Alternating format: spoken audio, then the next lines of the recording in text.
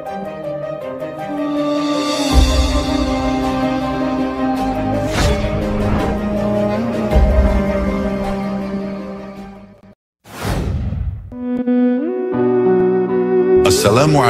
warahmatullahi wabarakatuh.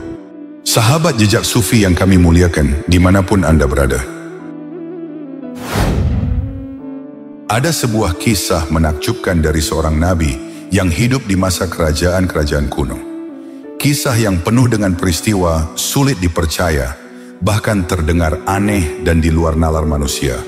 Namun justru karena itulah kisah ini layak untuk kita renungkan bersama.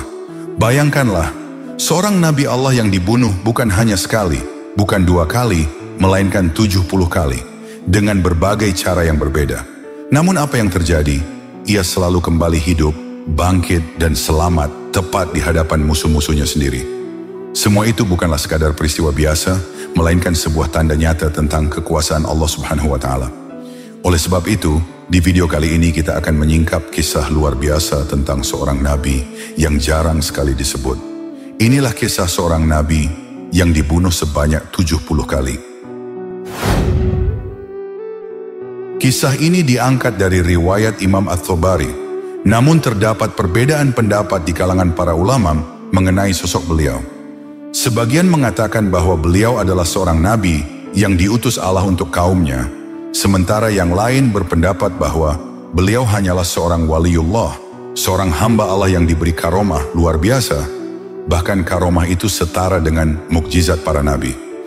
Kisah kali ini akan membahas tentang sosok luar biasa bernama Jirjis, atau yang lebih dikenal dengan sebutan Nabi Jirjis.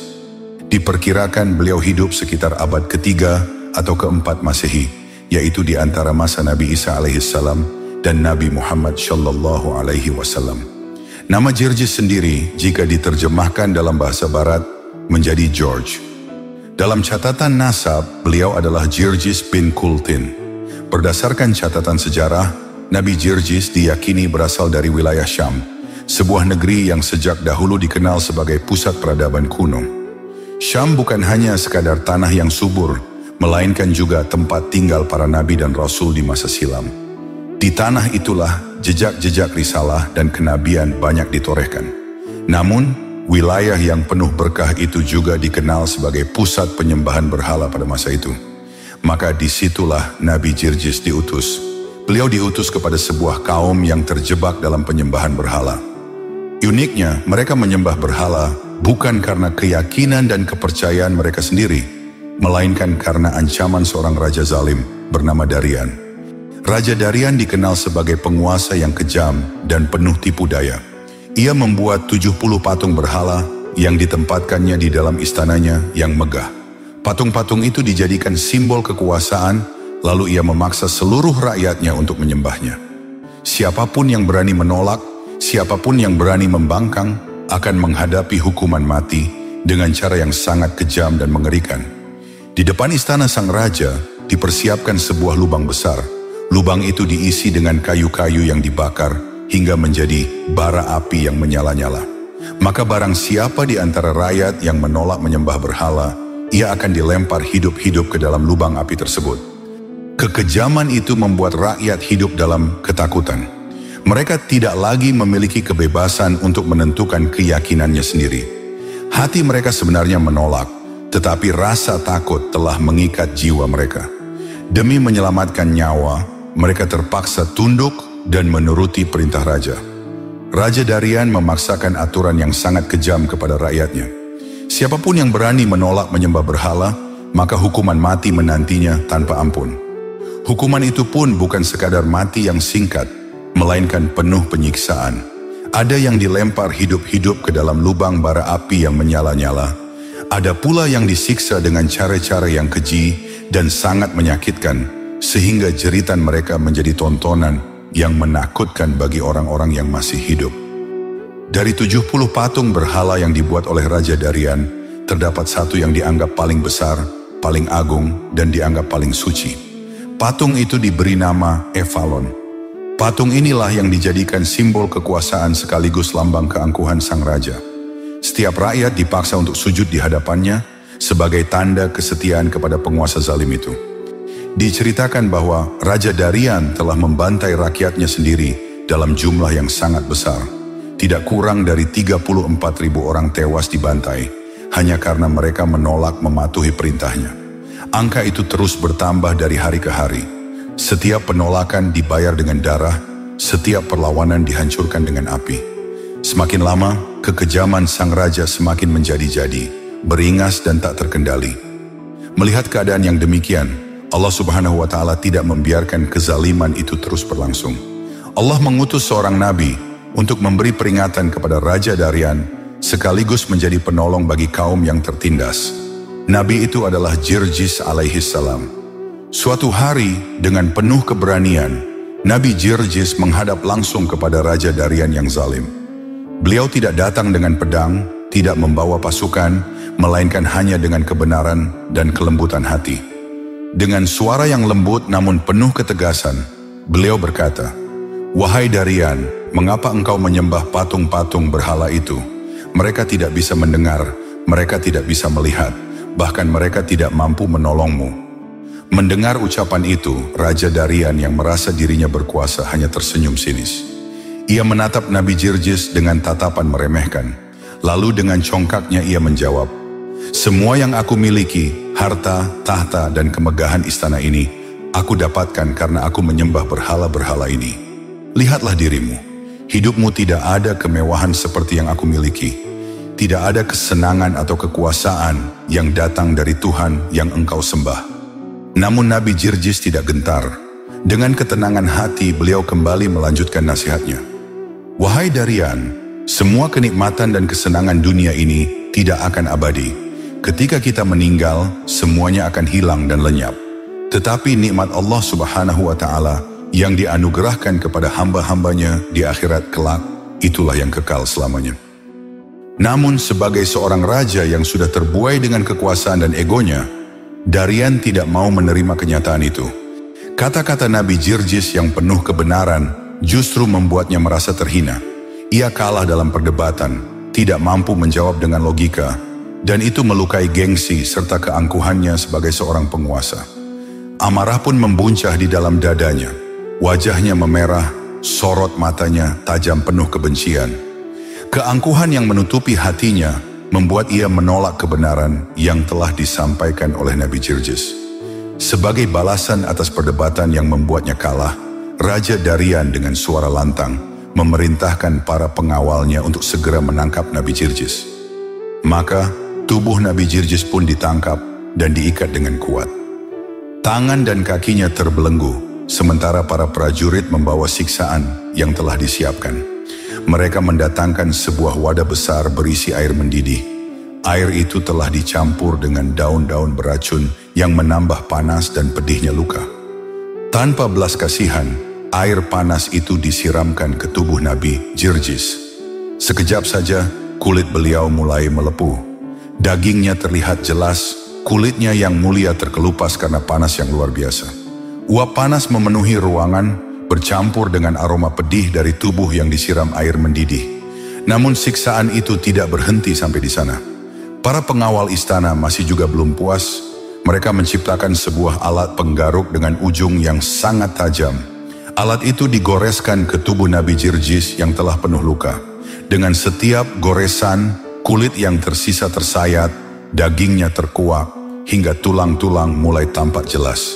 Siksaan itu begitu mengerikan. Tubuh Nabi Jirjis hancur oleh perlakuan kejam tersebut. Hingga akhirnya, beliau wafat seketika, meninggal dunia dalam keadaan penuh luka dan derita. Namun keajaiban terjadi. Setelah Nabi Jirjis wafat dengan tubuh yang hancur, pada keesokan harinya tiba-tiba seorang pria muncul di istana. Para prajurit terkejut, para pembesar istana terdiam, dan Raja Darian pun menatap dengan mata terbelalak. Betapa terkejutnya ia ketika menyadari bahwa sosok yang berdiri tegak di hadapannya itu bukan orang lain. Dialah Nabi Jirjis yang kemarin baru saja wafat di hadapan mereka. Beliau hidup kembali dengan izin Allah, berdiri dengan penuh wibawa, lebih tampan dari sebelumnya. Seakan-akan tidak pernah disentuh siksaan. Bagaimana mungkin seseorang yang telah dibunuh dengan tubuh hancur lebur bisa hidup kembali dengan kondisi utuh tanpa luka sedikit pun? Itulah yang disaksikan oleh semua orang di istana Raja Darian. Nabi Jirjis berdiri kembali dengan tubuh yang segar, wajahnya berseri, seolah tidak pernah disentuh siksaan. Dengan penuh keberanian, beliau kembali menasihati sang raja. Suaranya lantang, menggema memenuhi ruangan istana, hingga terdengar oleh setiap orang yang hadir di dalamnya. Wahai Darian, tinggalkanlah sesembahan berhala yang tidak bisa berbuat apa-apa. Sembahlah Allah yang Esa, Tuhan yang menguasai langit dan bumi. Kata-kata itu menusuk hati Raja Darian. Namun bukannya sadar, ia justru bingung dan marah. Kenyataan di hadapannya bahwa Jirjis hidup kembali setelah disiksa hingga mati tidak sanggup ia terima. Dengan kemarahan yang membara, ia memerintahkan para pengawalnya untuk kembali membunuh Nabi Jirjis. Raja Darian lalu memerintahkan agar 6 pasak besi yang tajam dibawa ke hadapan istana. Tubuh Nabi Jirjis diikat kuat, kedua kakinya direntangkan tanpa ampun. Dengan kejam, pasak-pasak besi itu ditancapkan ke tubuh beliau, menembus daging hingga tembus ke belakang. Darah mengalir, tubuh suci itu terkulai tak berdaya. Untuk kedua kalinya, Nabi Jirjis wafat, tubuhnya terkapar dalam kondisi yang tak kalah mengerikan dari kematian pertama.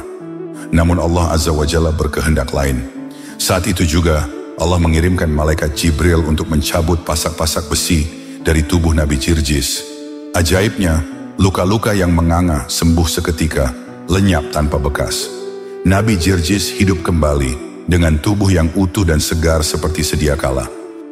Melihat peristiwa yang di luar nalar itu, Raja Darian sangat terkejut. Wajahnya pucat, pikirannya kalut. Dalam hatinya, ia mulai bertanya-tanya, apakah Jirjis ini seorang tukang sihir? Namun ia segera menolak prasangkanya itu, sebab tak pernah ada sihir yang sanggup menampilkan hal luar biasa semacam ini. Lalu muncul lagi prasangka lain dalam hatinya. Ataukah barangkali Jirjis memang benar-benar utusan Tuhan yang diperintahkan untuk menyadarkanku? Akan tetapi sekali lagi ia menepisnya.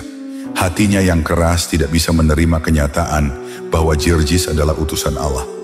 Setelah hidup kembali untuk yang kedua kalinya, Nabi Jirjis tidak berhenti menyeru. Untuk ketiga kalinya, beliau menatap Darian dengan tegas dan berseru, wahai raja yang keji dan zalim, katakanlah, tiada Tuhan selain Allah.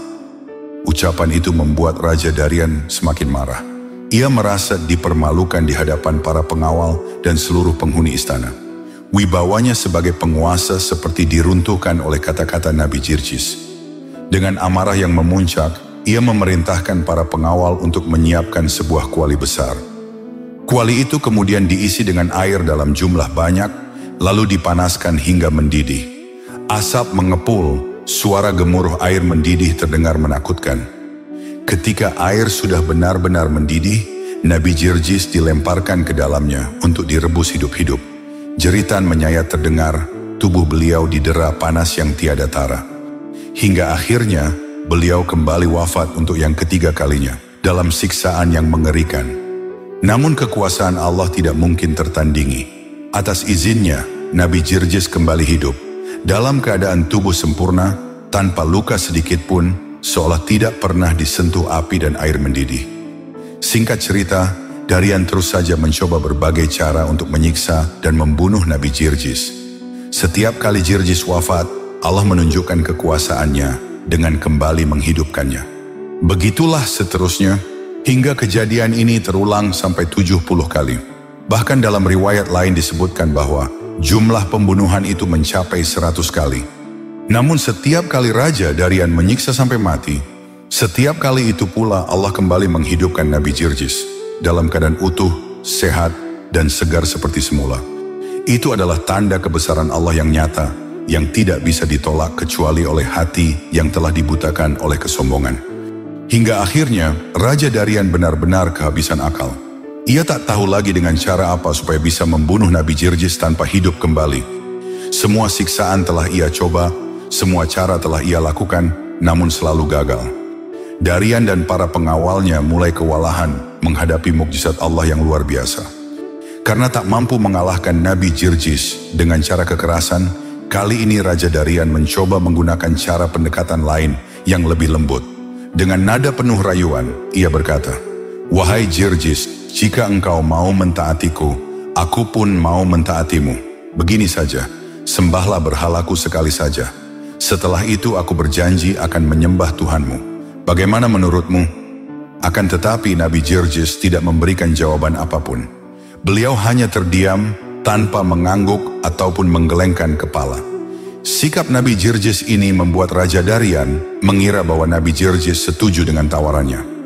Melihat Nabi Jirjis tetap diam, Raja Darian melanjutkan kata-katanya dengan nada yang lebih lembut.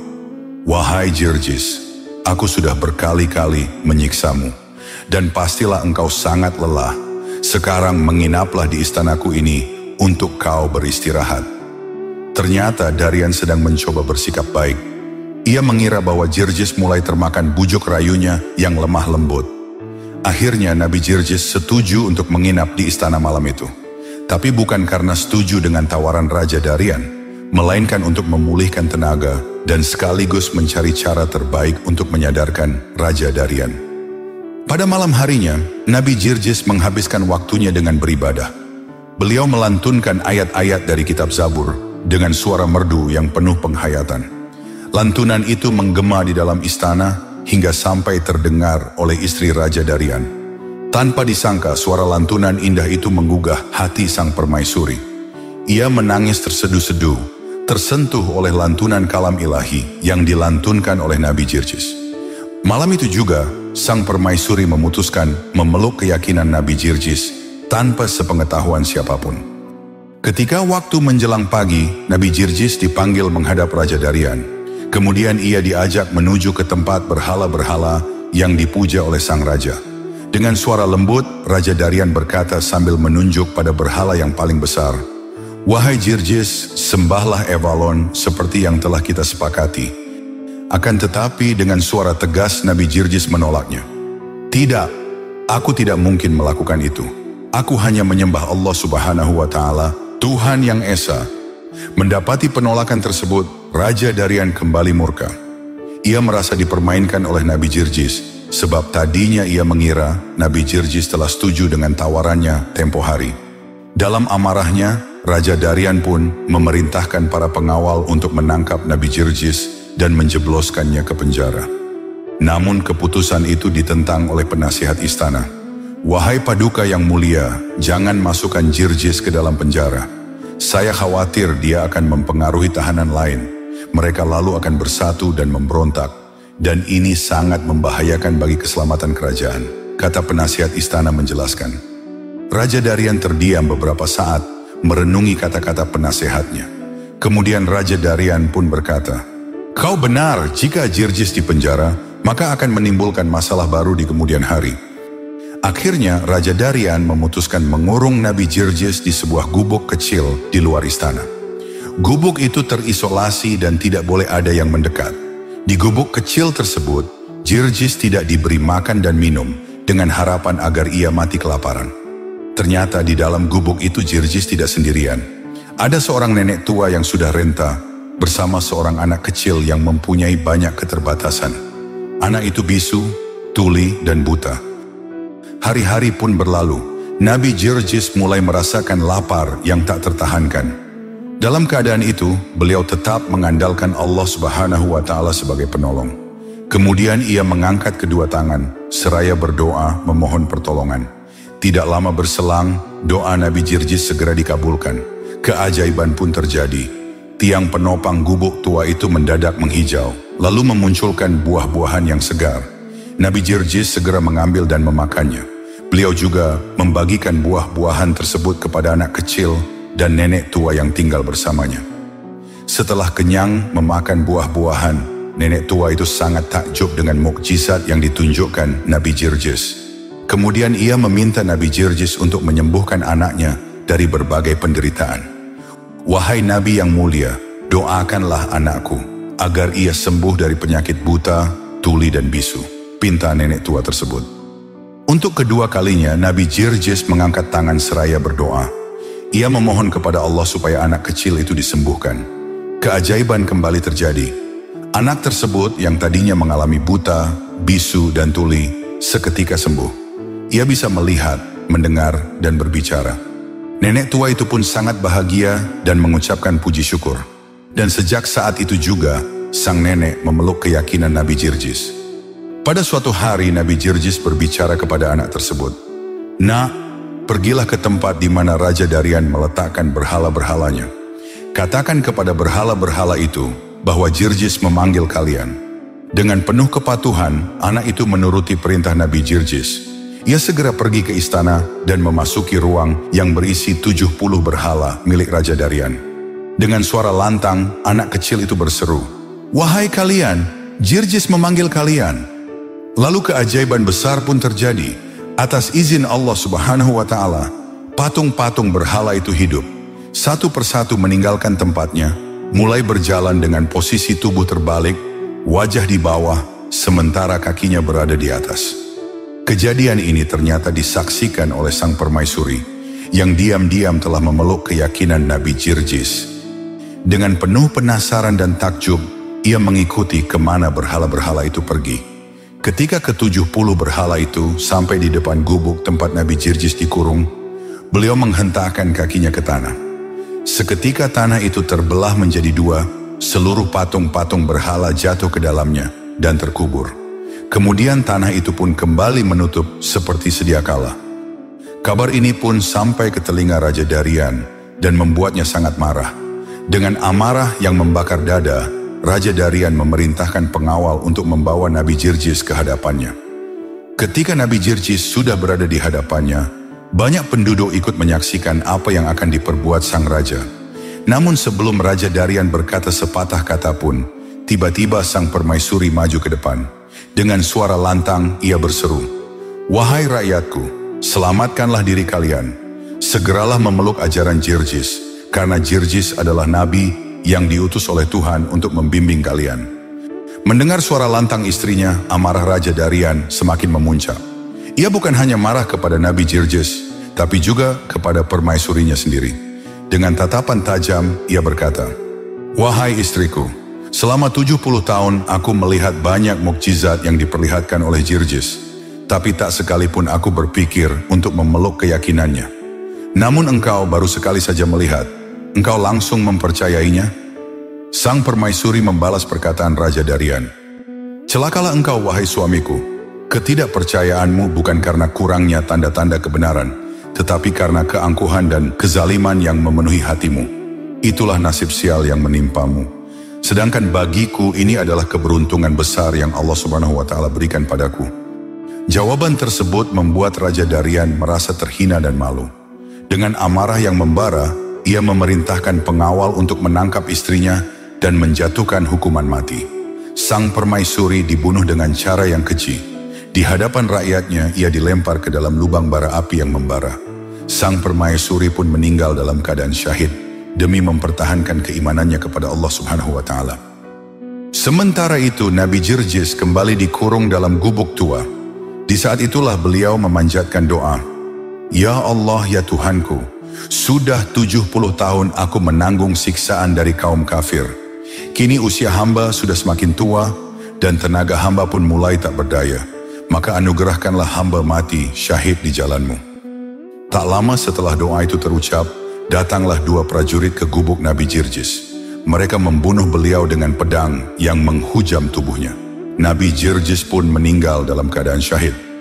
Sesaat setelah Nabi Jirjis wafat, datanglah azab Allah menimpa kerajaan Darian. Ribuan bola api dari langit jatuh meluluh lantakkan bangunan istana. Raja Darian dan seluruh bala tentaranya tewas mengenaskan. Tidak ada satupun yang selamat dari kemurkaan Allah Azza wa Jalla. Demikianlah kisah Nabi Jirjis dalam memerangi raja kafir yang zalim. Kisah ini terdapat dalam kitab As-Sabi'iyat fi Mawa'idh al-Bariyat, karya Abi Nashr Muhammad bin Abdurrahman Al-Hamdani. Akhirul kata, wallahu a'lam bishawab. Sampai di sini dulu perjumpaan kita kali ini. Semoga bermanfaat. Wassalamualaikum warahmatullahi wabarakatuh.